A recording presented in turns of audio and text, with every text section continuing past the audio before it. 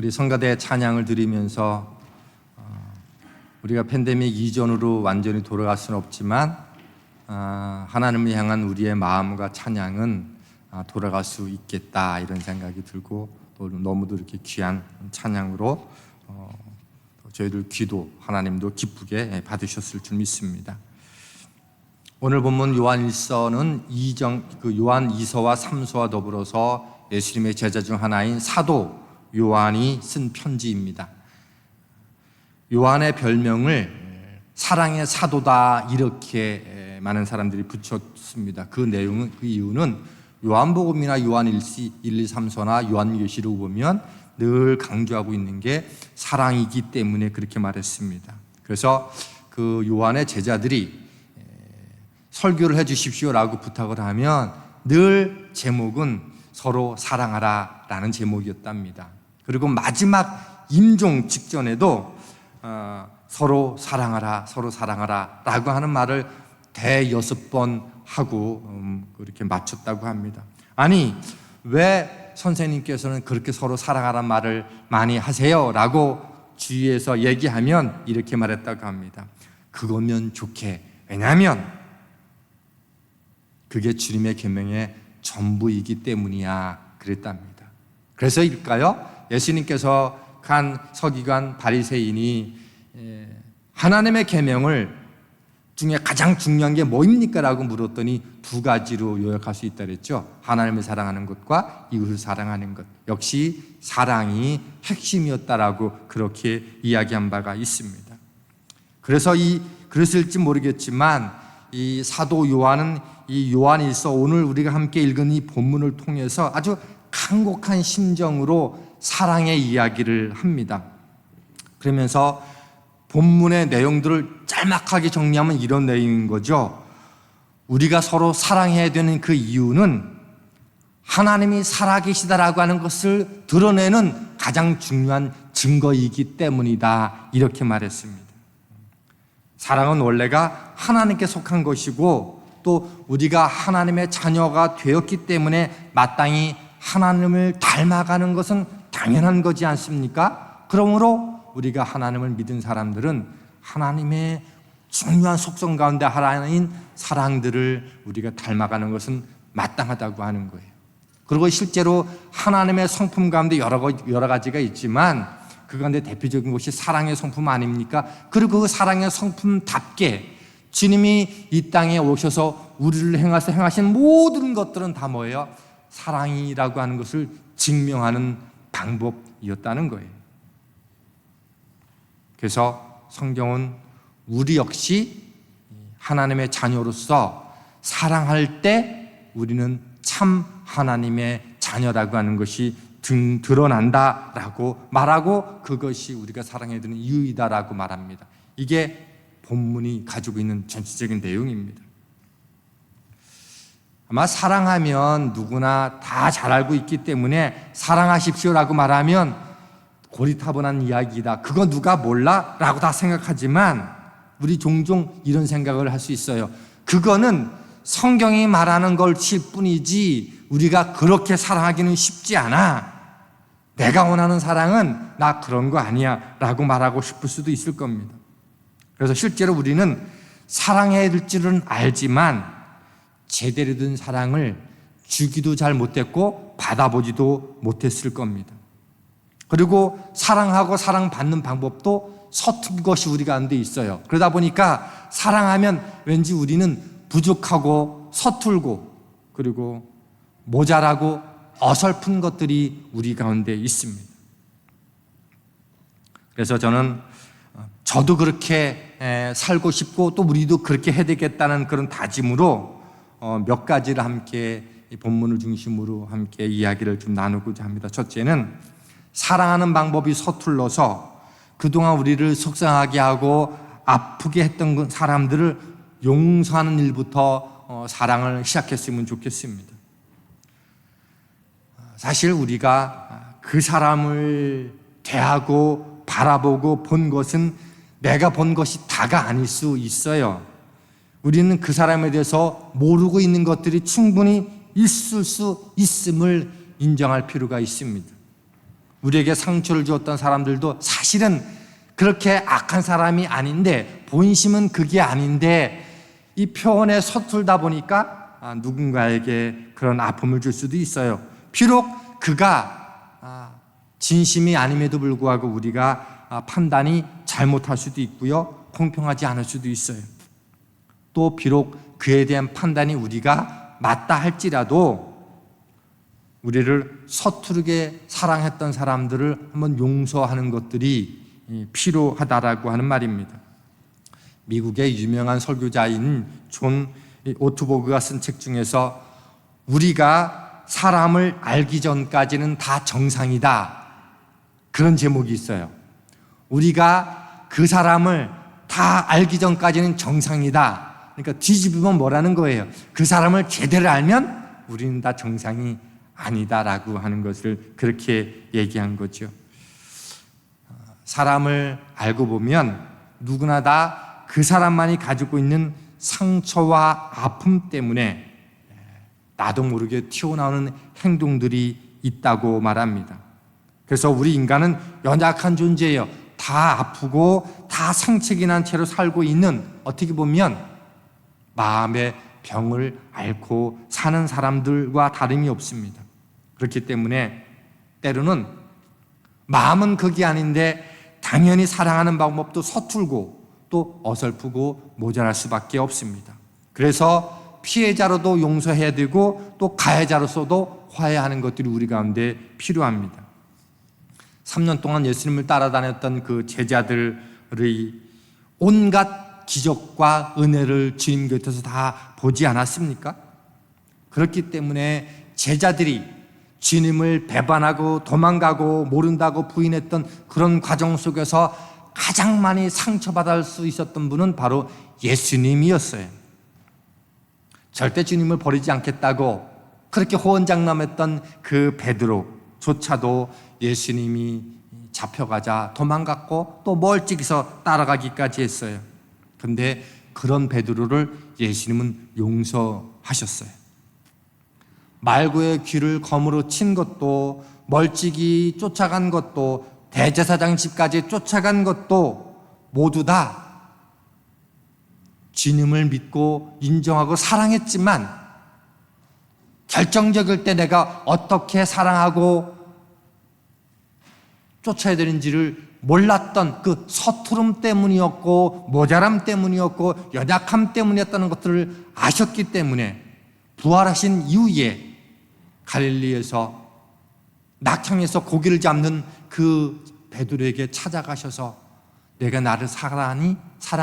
라고 3번 반복하셔서 물으시고 결국은 그의 입술 속에서 예, 제가 주님을 사랑합니다 라고 하는 말을 듣고 난 뒤에 그를 하나님께서 기대하는 바대로 그 인생이 펼쳐지게끔 허락하지 않았습니까?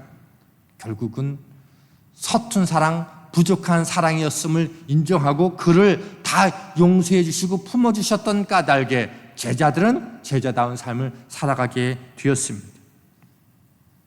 그러므로 오늘 우리에게 필요한 것이 있다고 하면 부족한 것처럼 엮여지는 것들도 사랑의 한 방편일 수 있겠다. 그러니 그들을 인정하고 바라봐 주는 것, 그게 우리가 할 수 있는 사랑이겠다 싶은 거지요. 두 번째로는 우리 모두 사랑하는 방법을 좀 배웠으면 좋겠다라는 겁니다. 그러기 위해서는 먼저 내가 주고 싶은 사랑이 아니라 상대방이 필요한, 상대방이 받고 싶어하는 사랑을 좀 줄 수 있으면 어떨까라는 말입니다. 우리는 내 생각대로 내 방법대로 사랑하지만 그것을 받는 사람의 입장에서는 그게 상처이고 아픔이 될 수 있습니다. 자녀를 사랑하는 것도 동일하다 싶습니다. 오늘이 어린이 주일인데 부모 세대와 지금 자녀 세대는 너무도 많은 가치와 세계관이 다릅니다. 우리 생각이 좋고 우리 경험이 맞죠. 가진 지식이 옳은 것 같아도 그것 가지고 오늘 자녀들한테 이렇게 들이밀기에는 어려운 부분들이 꽤 많이 존재합니다.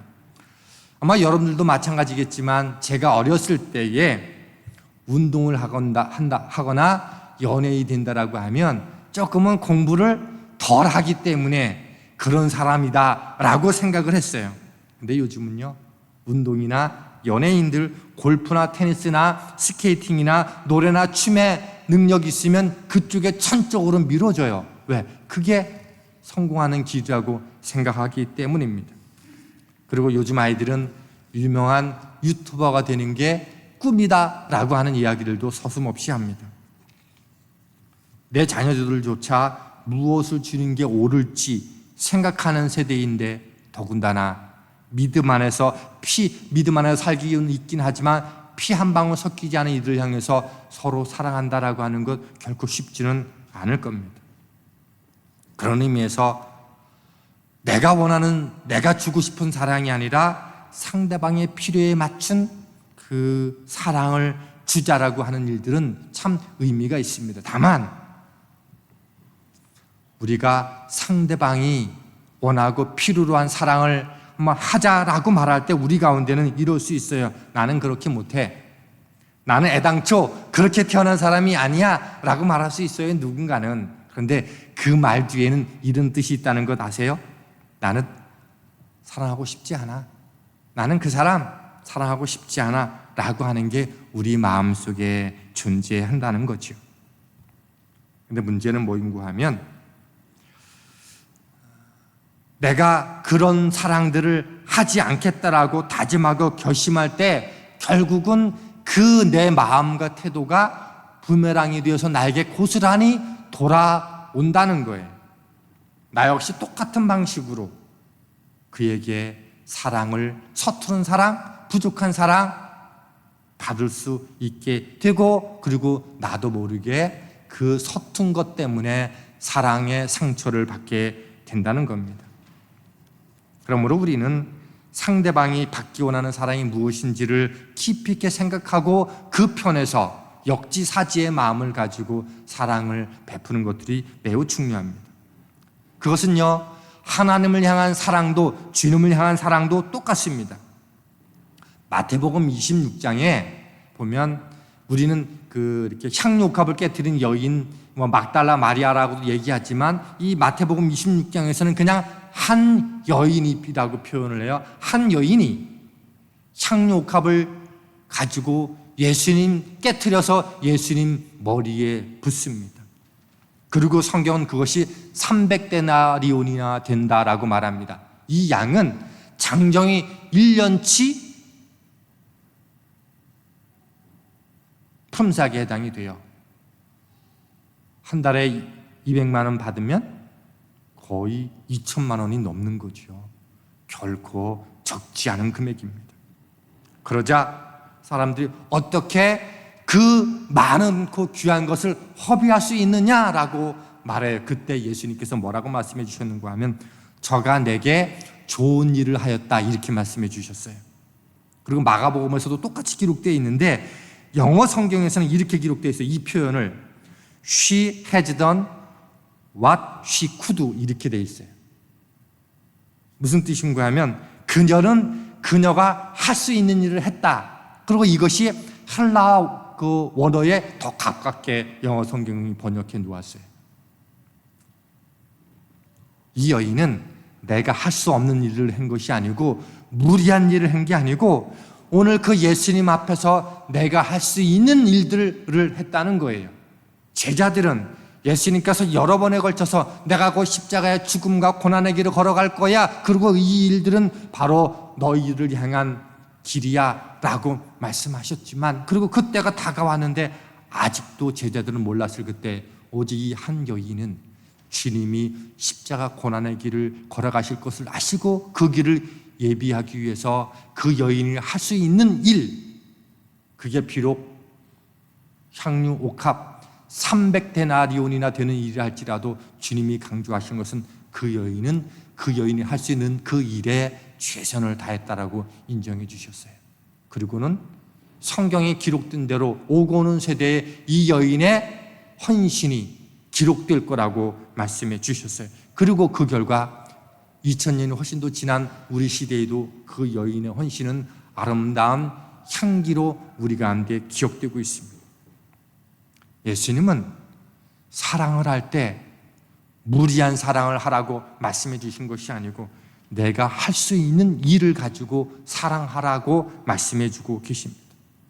그러니 저는 못해요. 그건 내게 너무 힘들어요. 나는 태생적으로 그렇게 태어나지 않았어요 라고 말하는 그 이면에는 사실은 못해요가 아니 못해요, 안 할게요, 싫어요 라고 하는 게 있다는 거죠. 그러나 주님은 말씀하십니다. 한 여인의 이야기를 통해서 내가 할 수 있는 일을 하면 돼 라고 말씀해 주십니다. 예수님의 사랑은요, 우리에게 필요한 사랑을 주셨어요. 우리 스스로 애쓰고 노력해서 영원한 생명을 누릴 수 없으셨을 거라는 것을 아신 주님은 우리에게 꼭 필요한 구원의 길을 열어주셨습니다. 그렇게 사랑하셨다는 거죠. 물론 자녀가 바라는 대로 사랑해야지만 모든 것이 다 된다는 것은 아니죠. 진리에 관한해서는 우리가 포기하지 말아야 되는 겁니다. 앞에서 잠깐 언급한 대로 요즘 자녀 세대는 다른 세계관에서 살고 있어요. 그래서 종족이 다른 종족이라고 많이들 이야기합니다. 그래서 성경적인 세계관을 13세 이전에 가르쳐주는 게 필요해요. 그 이후에 가르치려면 무지무지 힘들어요. 거의 전징토와 다름이 없어요. 그래서 많은 학자들은 가정을 제3의 선규지라고 말하는 이유도 거기에 있어요. 엊그제 우리 캐나다 신문을 봤는데 2024년도와 2025년도가 시작이 되는 학기, 그러니까 9월 학기가 되겠죠. 9월 학기에 유치원에서부터 6학년까지는 교사 허락 없이 교실에서 스마트폰 금지가 결정이 됐어요. 그리고 7학년부터 12학년은 수업 시간에는 절대 스마트폰 사용하지 못하게 돼 있습니다. 만일 사용하다가 들키면 일정한 교사가 원하는 자리에 놔야 되고, 그게 반복되면 학부모에게 통보하고, 그리고 심하면 정학 처분까지 할 수 있게끔 법으로 제정을 했습니다. 그 이유가 뭐인가 하면 교사들이 아이들이 수업 시간에 스마트폰을 사용하는 것을 보면서 부모들이 자녀가 스마트폰을 쥐어주는 것을 통해서 얼마나 교육에 치명적인 영향을 미치는지가 공감이 돼서 정부가 이번에 그런 결정을 했어요.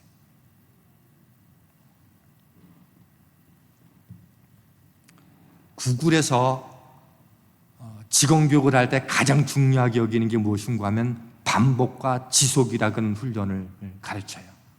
우리는 보통 어떤 이야기를 말할 때 이렇게 한 번, 두 번, 세 번, 네 번 얘기하면 그거 나 들었어, 그거 당신 전에도 얘기한 거잖아 라고 말하지만 아는 것하고 행동하는 것은 다른 거잖아요. 그래서 구글에서는 뭐라고 얘기하냐면 직원들 훈련시킬 때 이 사람들을 구글의 문화와 가치로 바꾸려면 끊임없는 지속과 반복이 되는데 그거의 최소한의 숫자가 15번에서 20번이라는 거예요. 사람은 15번에서 20번 정도 들어야지 이 회사가 이거 강조하는 거구나, 그리고 그때부터 그 일에 관심 갖기 시작한다는 거예요. 진리는요, 내가 반복한다고 알아서 되는 게 아니라 15번, 20번 이상 듣고 나야지 그때부터 이게 진짜 말하려고 하는 거구나 라는 것을 깨닫기 시작하고 그때부터 반응하기 시작한다는 거예요. 그래서 우리 자녀들에게 진리를 가르쳐주고 성경적인 세계관을 가르쳐주기 위해서는 13세 이세에 그 일들을 해주는 일들이 필요하고, 그리고 이 일들을 위해서는 끊임없이 반복과 지속이 필요하다는 거예요. 왜요? 그래야지 내게 습관이 되니까.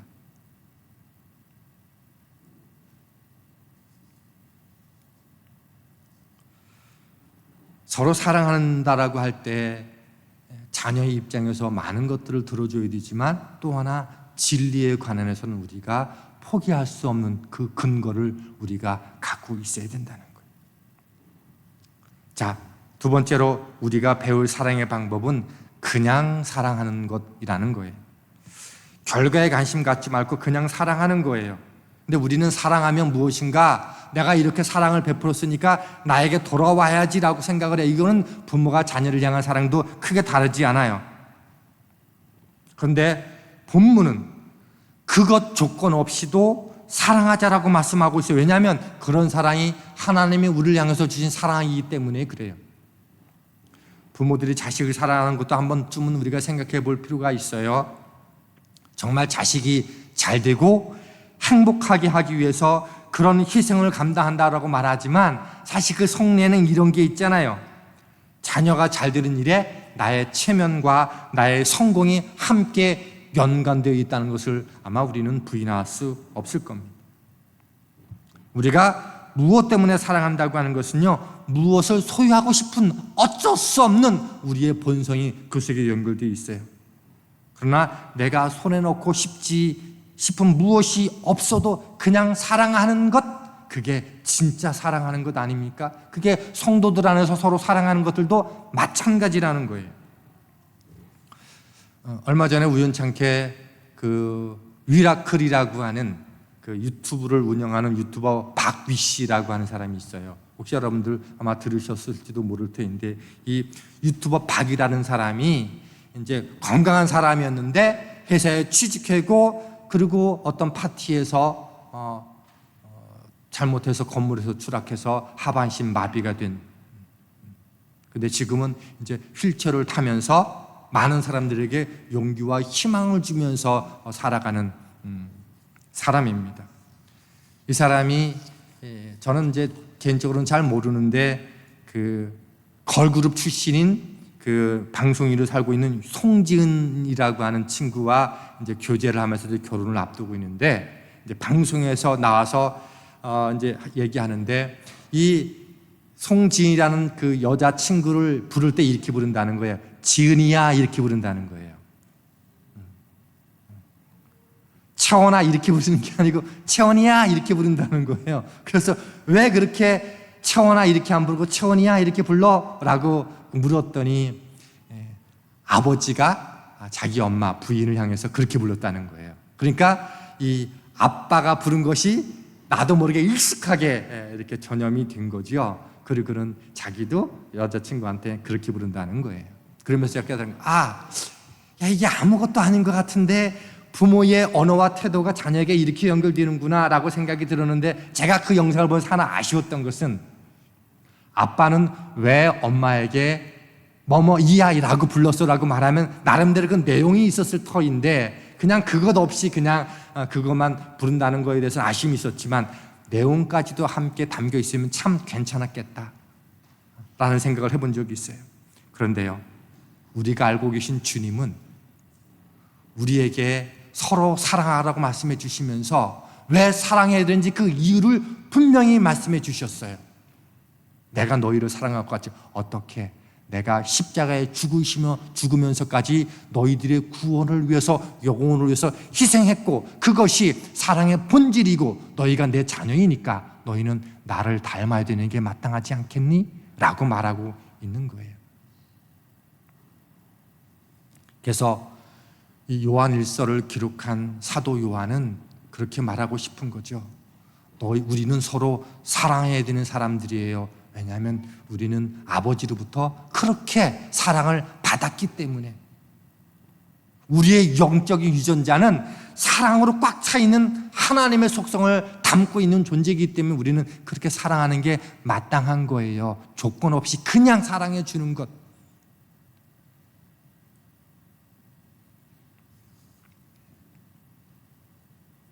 저는 그래서 요한일서 4장 7절로 12절 말씀을 다시 한번 우리가 좀 천천히 한번 읽어봤으면 좋겠어요. 이 사도 요한이 말한 그대로 한번 기억하면서 여러분들 화면을 한번 다시 한번 띄워주시면서 한번 같이 7절부터 같이 한번 소리내서 한번 읽어보겠습니다. 시작. 사랑하는 자들아, 우리가 서로 사랑하자. 사랑은 하나님께 속한 것이니 사랑하는 자마다 하나님께로 나서 하나님을 알고, 사랑하지 아니하는 자는 하나님을 알지 못하나니 이는 하나님은 사랑이심이라. 하나님의 사랑이 우리에게 이렇게 나타난 바 되었으니, 하나님이 자기의 독생자를 세상에 보내심은 저로 말미암아 우리를 살리려 하심이라. 사랑은 여기 있으니 우리가 하나님을 사랑한 것이 아니요 오직 하나님이 우리를 사랑하사 우리 죄를 위하여 화목제로 그 아들을 보내셨음이니라. 사랑하는 자들아, 하나님이 이같이 우리를 사랑하셨은즉 우리도 서로 사랑하는 것이 마땅하도다. 어느 때나 하나님을 본 사람이 없으되 만일 우리가 서로 사랑하면 하나님이 우리 안에 거하시고 그의 사랑이 우리 안에 온전히 이루느니라. 이 말씀이 너무 가슴 떨리게 다가오지 않습니까? 하나님을 누구도 본 사람이 없는데 너희가 서로 사랑하면 하나님이 너의 말과 행동과 태도를 통해서 하나님이 드러나는 거야. 하나님이 나를 통해서 드러난다는 걸 다른 말로 말하면 뭐예요? 하나님이 영광 받으신다는 거예요. 다른 말로 말하면 뭐예요? 하나님이 나의 삶 속에서 그렇게 임재하심을 보여준다는 거예요. 우리의 기도가 그거 아닙니까? 하나님이 내 삶 속에서 한번 임재하심을 보았으면 좋겠어요. 내 삶을 통해서 하나님이 영광 받으셨으면 좋겠어요. 그게 우리의 소원 아니에요? 그리고 그 방법을 가르쳐 주십니다. 서로 사랑하면 되는 거야. 설교 제목이 모자라고 부족하고 서투러도 사랑을 하자라는 식으로 제목을 정했어요. 우리도 누군가에게 사랑을 받을 때 부족한 사랑 받고 모자라고 서툰 사랑을 받아왔고 또 누군가에게도 그렇게 사랑을 해요. 그래도 그렇게라도 한번 사랑해 보자는 거예요. 그냥. 그리고 그 사람이 부족하고 서투르고 모자라도 나도 그렇게 부족하게 사랑했던 것처럼 그도 그렇게 부족하게 서툴게 사랑하는 존재라고 하는 걸 인정하고 그냥 한번 하나씩 서툴지만 사랑해 보자는 거예요. 가끔씩 카톡도 하고 전화도 하고 문자도 주고 받으면서 우리 가정이 성전이니까 성전을 드나들고 나가는 그 식구들에게 축복의 기도 언어를 해주고 부족하지만 그렇게 서투르지만 그렇게 사랑을 하게 될 때 주님이 베드로의 서툰 사랑을 인정해주고 결국은 그를 받아주고 품어줬을 때 그 인생이 놀랍게 쓰임받는 인생이 되었던 것처럼 저와 여러분의 인생 속에서 그런 놀라운 일들이 그 서툴지만 사랑 속에서 주님이 인정해 주셨으니 나도 그를 인정해주고 그도 나를 인정해주는 사랑으로 함께 나가게 될 때 우리의 사랑은 주님을 닮아가는 그 일이 될 거라고 저는 믿습니다. 그렇게 서툴지만 사랑하다가 오늘날 주님이 임하실 때 우리는 기쁨으로 그 주님을 마주할 줄 믿습니다. 이런 사랑이 저와 여러분 가운데 가득하게 되길 주님의 이름으로 축원합니다. 하나님 감사합니다. 어설프고 모자라고 서툴더라도 그를 인정해주고 내 스스로도 인정하면서 우리 믿음의 공동체, 우리 믿음의 가정들을 그렇게 견고하게 사랑으로 채워나갈 수 있는 가정과 교회와 일터와 모든 삶의 자리 될 수 있도록 축복하여 주시옵소서.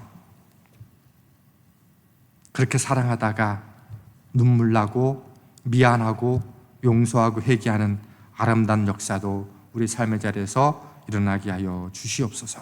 예수님 이름으로 기도하였습니다. 아멘.